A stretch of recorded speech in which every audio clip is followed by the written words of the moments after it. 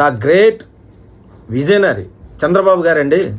మీ టీడీపీలోని ఒక అతను అంగన్వాడీ టీచర్పై లైంగిక వేధింపులు అలాగే సెక్సువల్ హెరాస్మెంటు చేస్తున్నాడు.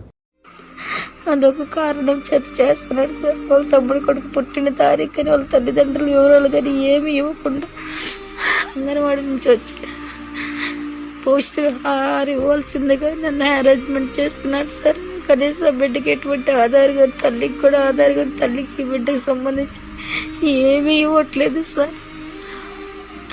ఆధార్ తెచ్చుకో అన్నీ ఇస్తున్నారని ఇస్తానని చెప్పినా వినట్లేదు సార్.